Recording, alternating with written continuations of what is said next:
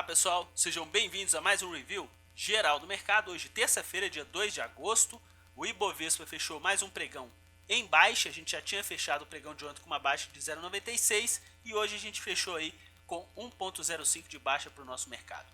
Bolsas americanas também trabalharam aí com ambiente negativo e moeda americana também fechou o nosso pregão em baixa. O dólar comercial cotado aí a 3,26.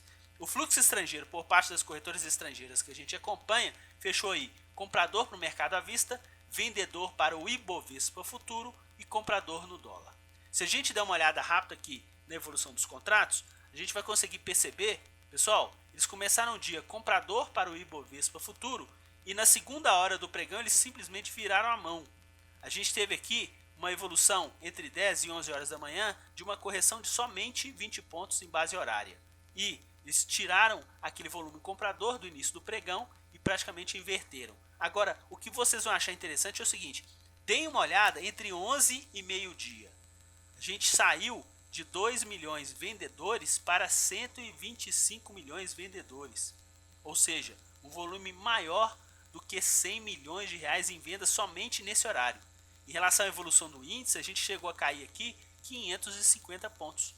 Então, essa pressão de venda que partiu deles bem intensa entre 11 e meio-dia, a gente teve o reflexo aí no nosso índice e principalmente esse valor de 56.210 praticamente marcou o fundo em base horária do pregão de hoje, que foi praticamente repetido às 3 horas da tarde com uma negociação fechando em 56.190. Então eles ficaram nessa ponta vendedora até às 3 horas da tarde, chegaram a atingir aqui um pouco mais de 280 milhões. Nessas 3 horas finais eles reduziram aí um pouco esse volume vendedor e a gente conseguiu perceber também que o índice parou de cair. E a gente teve aí nas 3 horas finais uma movimentação ascendente de cerca de 310 pontos em relação a esse patamar que a gente observou aqui às 3 da tarde. E no dólar? O dólar eles começaram o pregão vendedor, a moeda americana inclusive na primeira hora do dia chegou a ter uma desvalorização expressiva, são 20 pontos em relação ao fechamento de ontem, e na segunda hora do pregão eles continuaram essa ponta vendedora, mas de meio-dia em diante a gente já começou a perceber que eles estavam o quê? Reduzindo essa ponta vendedora no dólar. Então essa redução da ponta vendedora do dólar e depois a virada de mão às 2 horas da tarde para a ponta compradora ajudou aí a causar esse movimento ascendente da moeda americana. É claro que na parte final do pregão eles tiveram essa ponta compradora como pico 4 horas da tarde e a moeda americana já estavam fazendo aí o que? Uma trajetória descendente. Mesmo assim eles conseguiram ficar com preço médio de uma projeção de lucro bem mínima, né? 1 ponto. 3,289 de preço médio e a cotação final de 3,290, que deu um pouco mais de 140 mil. No caso do Ibovespa futuro, essa toada de valorização do índice no final do pregão fez com que eles tivessem uma projeção de prejuízo de cerca de 35 pontos em relação à cotação final, o que deu aí um pouco mais de 100 mil reais. Se a gente matar um pelo outro, ficou praticamente aí 10 mil reais de projeção de lucro, caso essas operações fossem de day trade. Para quem é novo no canal, fique ciente que a gente faz isso como uma projeção, justamente para a gente poder conseguir englobar quanto é a pressão de preços que eles fazem nos nossos ativos. Olhando aqui o nosso gráfico em base diária, a gente tem aqui na cotação da moeda americana, hoje eles atuaram na ponta compradora, a gente já percebeu que boa parte do pregão eles foram construindo essa ponta compradora juntamente com a evolução dos preços, e a gente teve aí hoje em base diária uma divergência em relação a esse comportamento do fluxo desse contrato que vai terminar agora no dia 31 de agosto. Então a gente tem um bom período de contrato rodando e vamos ficar atento nessa movimentação compradora que eles tiveram no pregão de hoje. Por quê? Porque a cotação em relação à evolução dos preços não seguiu o mesmo sentido. Em relação ao Ibovespa futuro, pessoal, tudo dentro da normalidade, certo? Eles começaram o quê?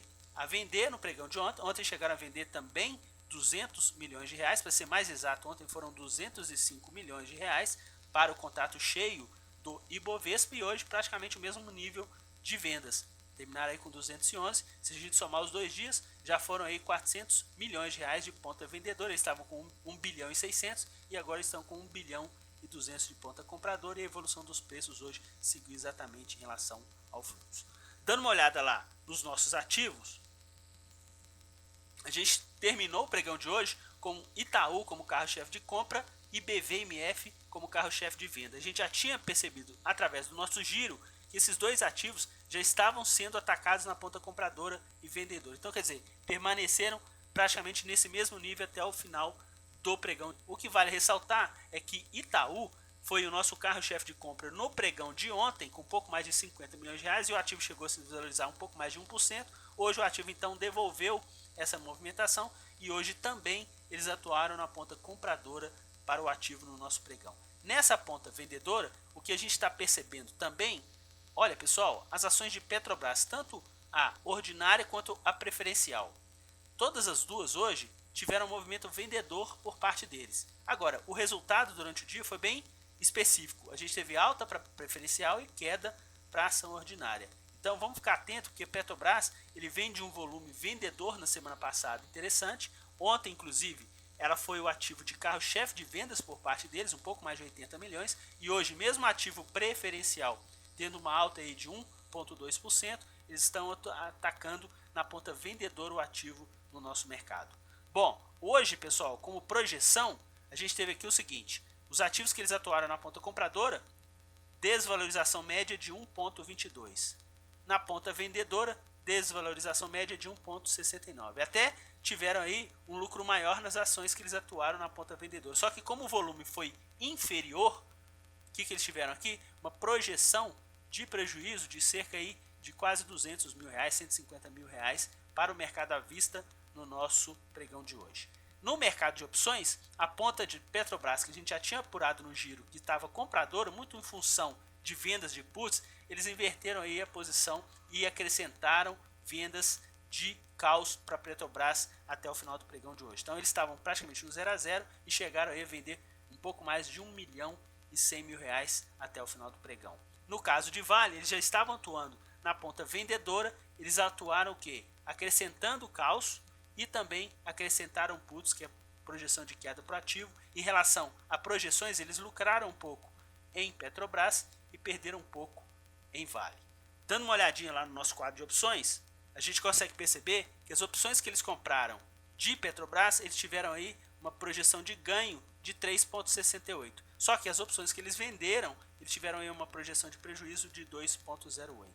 Nas opções de Vale, eles tiveram nas duas pontas prejuízo. Por quê? Das opções que eles compraram, tiveram uma variação média de 4,71 de queda, e nas opções que eles andaram na ponta vendedora, a gente teve aqui 5,04 de projeção de prejuízo por parte deles. Se a gente somar esses dois valores aí, a gente vai ter aquele montante de prejuízo por parte deles nas opções de Vale. Pessoal, vamos ficar atento nessa movimentação do fluxo estrangeiro. Esses 2 dias a gente percebeu que eles tiveram uma posição vendedora para o Ibovespa Futuro bem interessante, 200 milhões ontem e também 200 milhões no pregão de hoje, inclusive o volume superior ao volume comprador do mercado à vista. A gente percebeu que a gente já tem aí 2 dias de correção para o nosso mercado. Vamos ficar atentos sempre em relação a esse fluxo, ou seja, através dos nossos giros, que geralmente é por volta da metade do dia do pregão, e no fechamento no final do pregão de cada dia no nosso mercado. Quem gostou do vídeo, dê um joinha, se inscreva no nosso canal, que a partir de cada vídeo novo postado, vocês vão receber aí o aviso referente a essa movimentação. Um forte abraço a todos e até o próximo boletim. Tchau, pessoal!